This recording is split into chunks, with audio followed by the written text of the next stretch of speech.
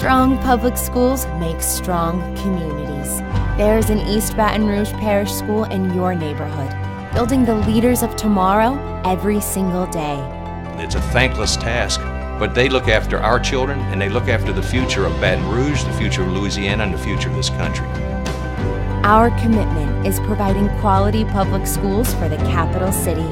For more information, visit us online at ebrschools.org.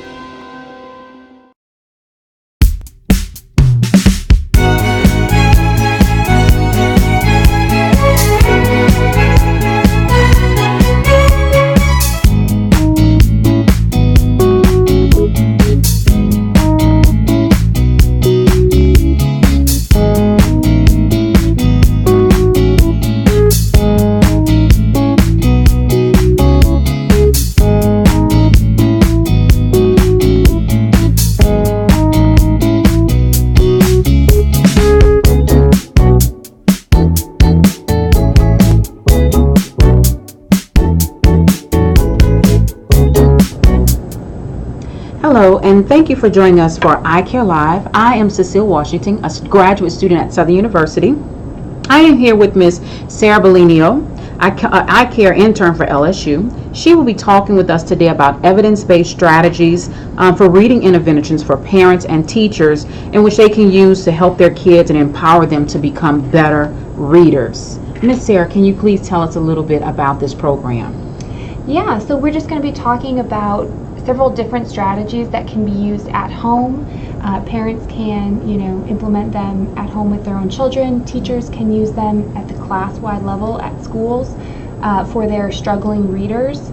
And as we know, reading is incredibly important as a skill for children. For the first several years of school, students are learning how to read, and then after that, they're reading to learn.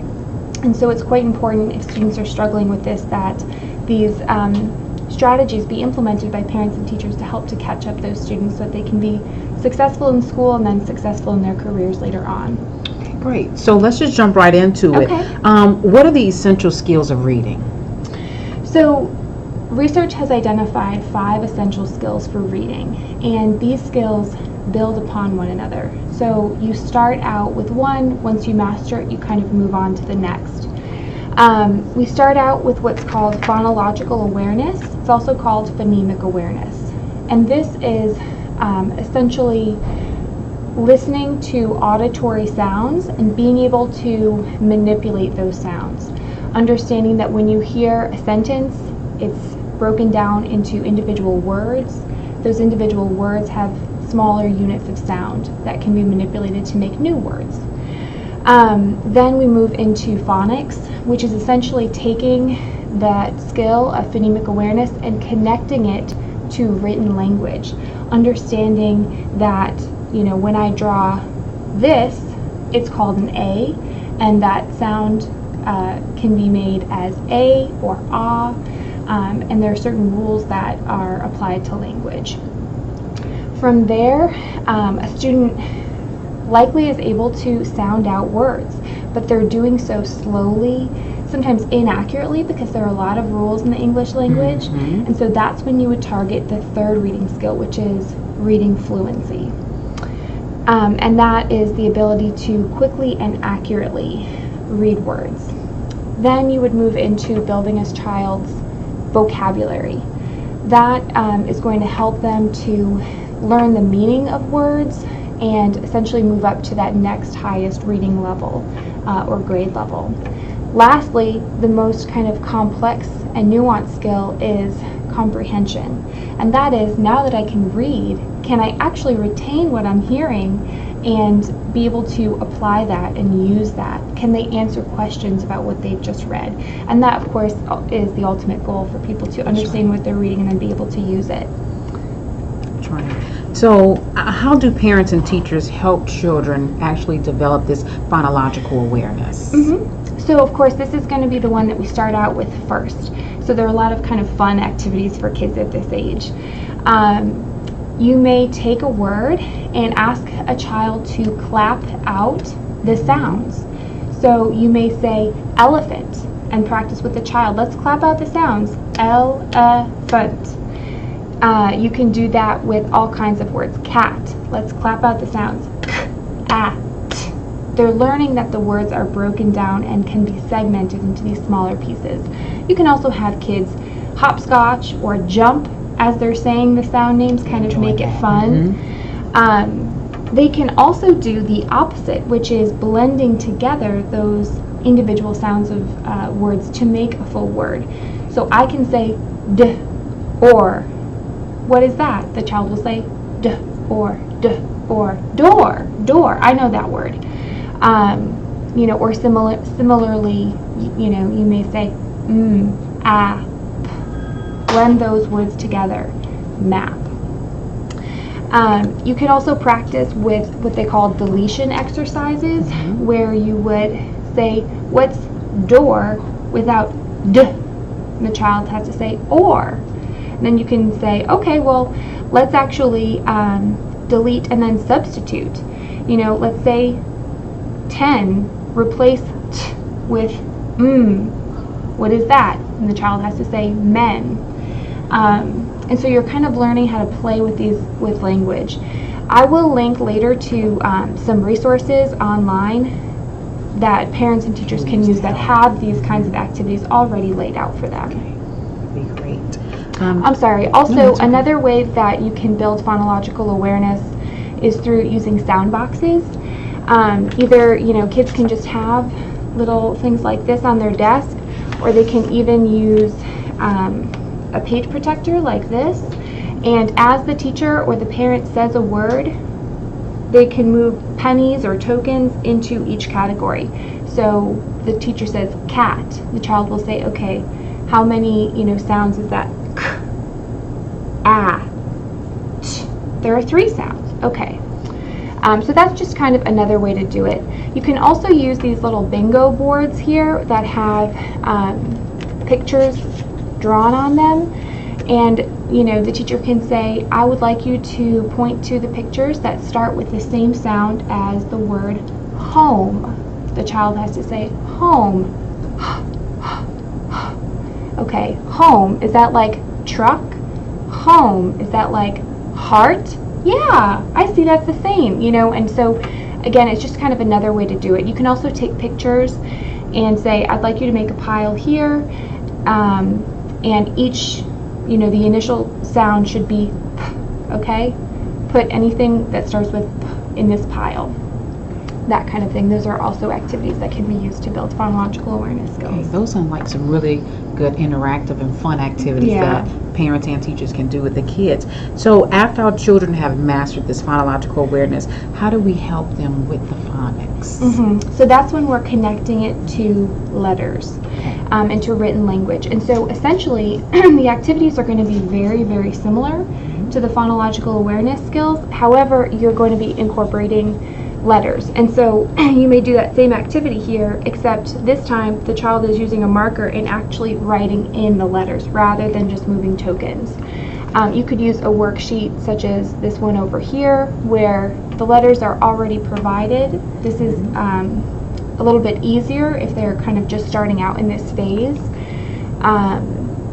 And similarly, you can do those kinds of word sorts, but rather than just having the picture, you'd want to also include the letters so that they begin to understand that the letters are connected to those sounds.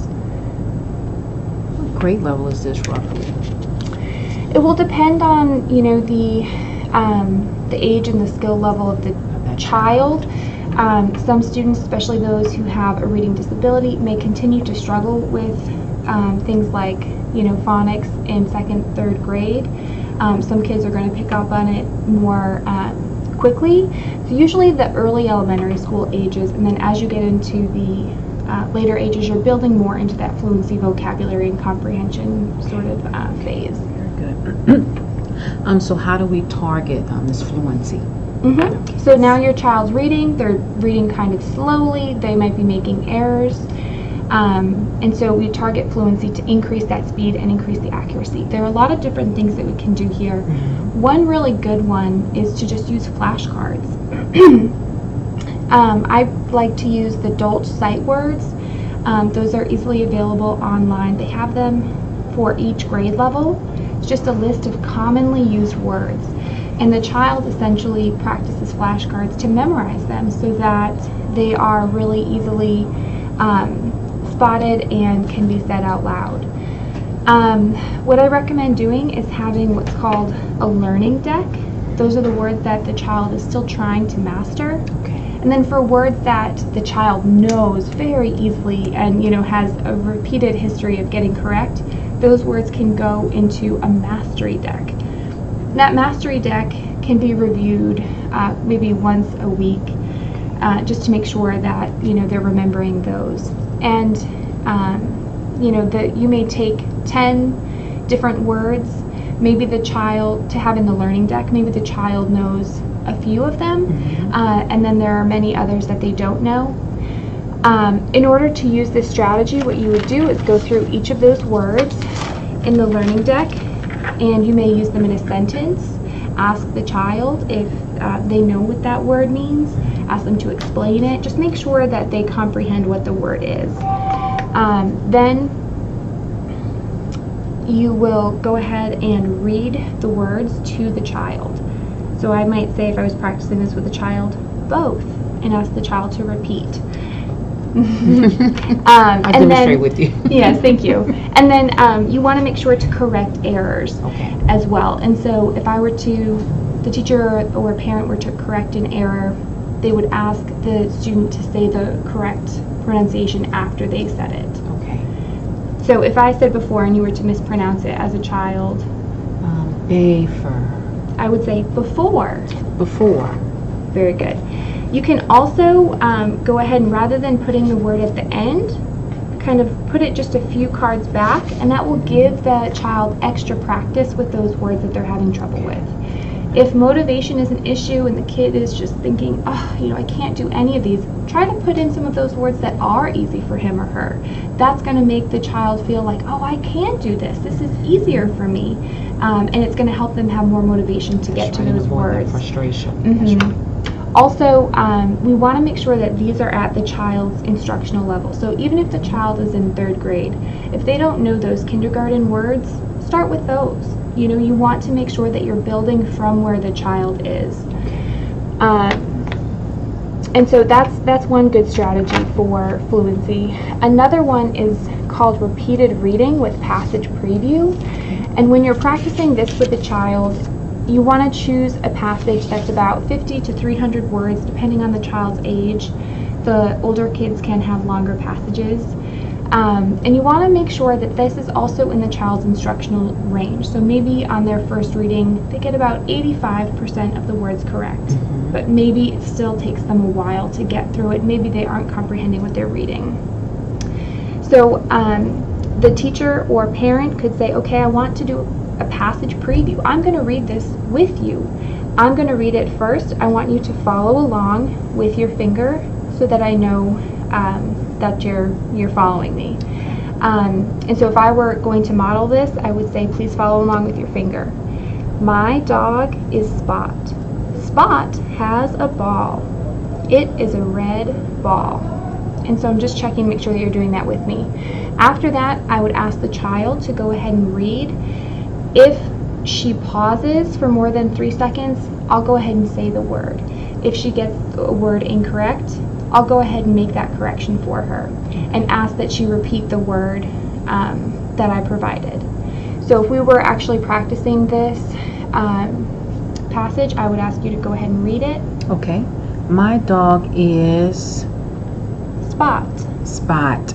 Spot has a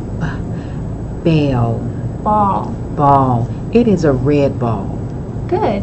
And so this would then continue. She made a few errors on that go, so we would do it again and run through until she could do the whole thing without errors and with expression, right? Make it sound like she was actually reading. If we're dealing with a longer passage here, what we would want to do is go through and maybe just have the teacher or parent read the phrase that the child made a mistake on and have the student practice that one again. That way we're really getting a lot of repeated practice with those difficult parts of the passage.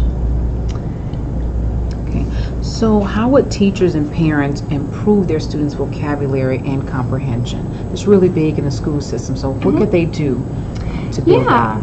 So if we wanted to, say, target vocabulary, teachers or parents can use what's called a semantic web. There's an example on the PowerPoint slide here. You may introduce a new word that the child does not know the meaning of. Say the word is fly. You may define it. Okay, so what does it mean to fly? Well, it means to soar through the air. Who do we know that flies, right? Well, people can fly in an airplane.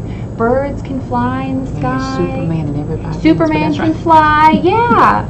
You may say, okay, can we have a different version of this word? Well, there's fly, there's flying, there's flies, there's flew, and talk about the varied meanings. Just having it in this visually represented way can be helpful for students. Another thing that you can do to increase comprehension is introduce story maps. So a teacher may say, okay, class, we're going to go through and read this story. Everyone take a look at the worksheet in front of you, because we're going to go through this afterwards, and there are going to be these questions that I will ask you. So we're not just listening to listen, we're listening critically. And they may explain the characters in a story, the problem that occurred, and how that problem was resolved. They can also do this independently if a child is reading on their own and then filling this out afterwards. It can be done as a group, it can be done individually, it can be done before or after reading something.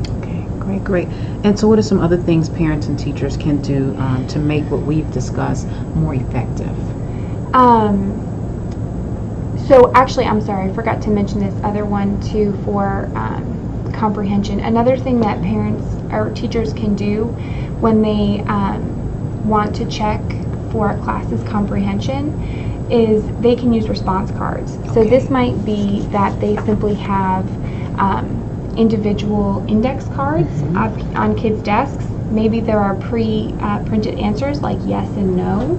The teacher will ask a question about what the students have been reading, and the kids can write out their answer and hold it up. That way the teacher can see very quickly, you know, these kids are with me, these kids are not with me, and then they know how to differentiate their instruction to catch up those students. But sorry, you asked about some general strategies. I did. What are some other strategies that parents and teachers can utilize? So when they're doing any of these, right, flashcards or repeated reading or these sort of sound manipulation activities, they can enhance their results by doing a few simple things. One is make sure that when you're introducing a strategy, you're modeling it for them. You're showing them what you want them to do. That's going to help them to be able to do it more easily.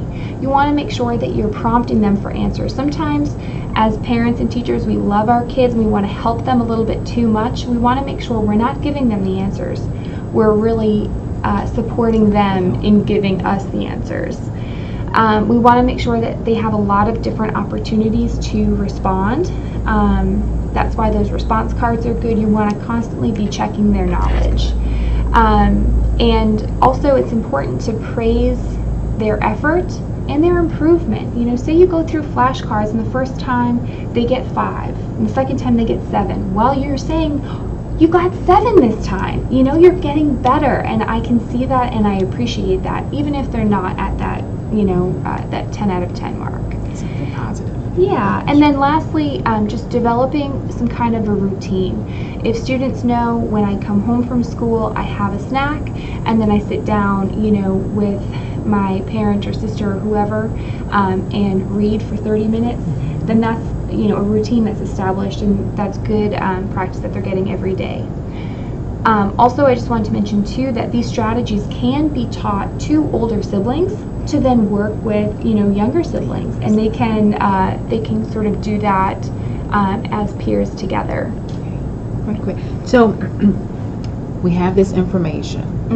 Where else can we go to find resources that can continuously help parents and teachers in the house, in the home setting, and in the school setting as well?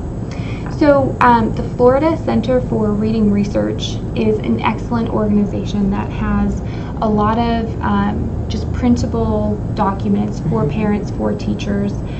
They have a lot of phonological awareness activities, but also many more resources as well. And all of those are free. Also, there's a website called interventioncentral.org, and they have a lot of these strategies written out explicitly so that the steps are there. And so that's another good one. Also, Dolch sight words are not a particular website, but if you put it into any web browser, you'll get those PDFs that can be easily printed out to be used with flashcards. Okay, great. Well, thank you so much for this pertinent information, and clearly everyone can use it in some form or fashion. So to everyone, thank you for joining us at iCare Live, and we look forward to seeing you the next time.